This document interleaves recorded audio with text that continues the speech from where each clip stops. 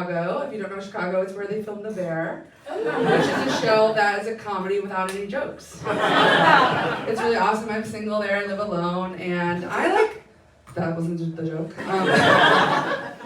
I've actually been fine living alone because it's like, I get to like frame a Wicked poster and put it on my wall and nobody can be like, take that down.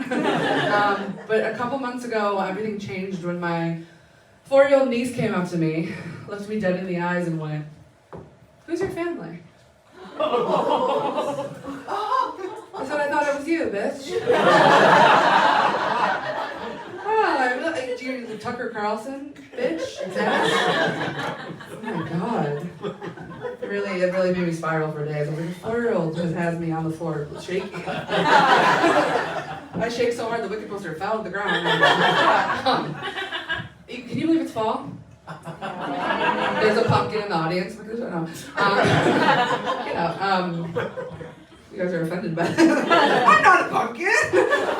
I can believe it's fall because I am having an eczema flare-up, yes! Which is awesome because I just had one in the summer and in the spring and every season all the time. So it absolutely rocks. The thing about having eczema is like, it is really annoying, but the eczema community is actually more annoying. Because like, every video I get is like, you are an eczema warrior. Like, actually, no, I don't think so. I think I'm an eczema ghost because every night I slather myself in so much white cream that I could kind of like really do well at a haunted house, I think. It'd be awesome. I love that you guys are kind of at a table in the back there. You're kind of VIP vibes. Okay, he shook his head like, please don't talk to me. And I respect men, actually.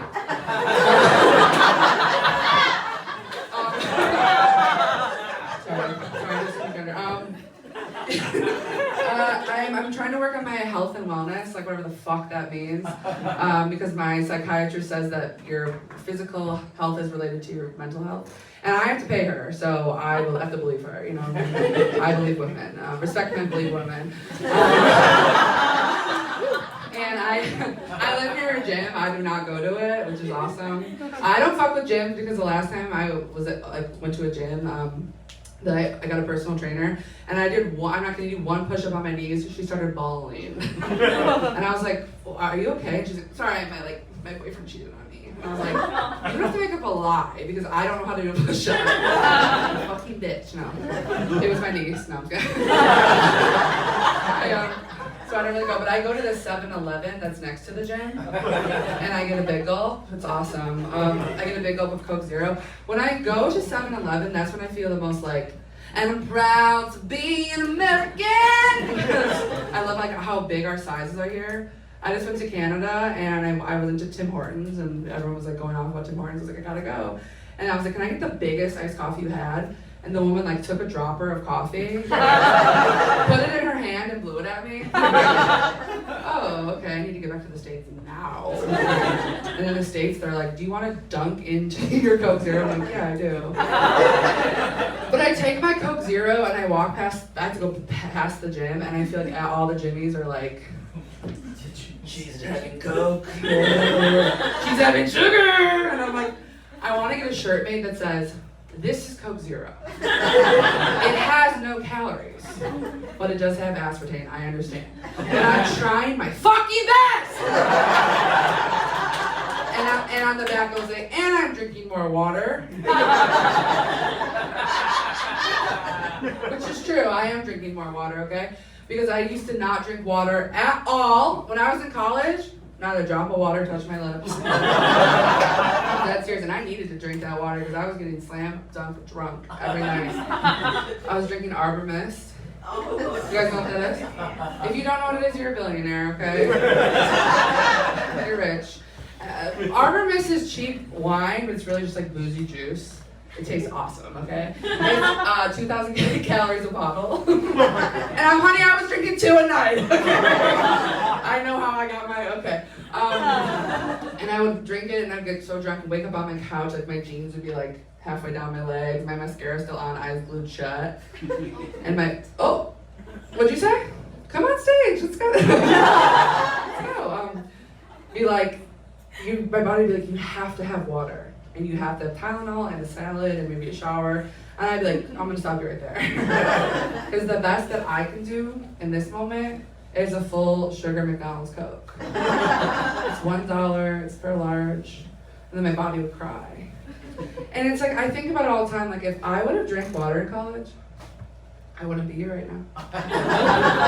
I would be a scientist, okay? If I would have had one sip of water, I would have run to the dean's office. I would have been like, that's not how you run, I'm sorry.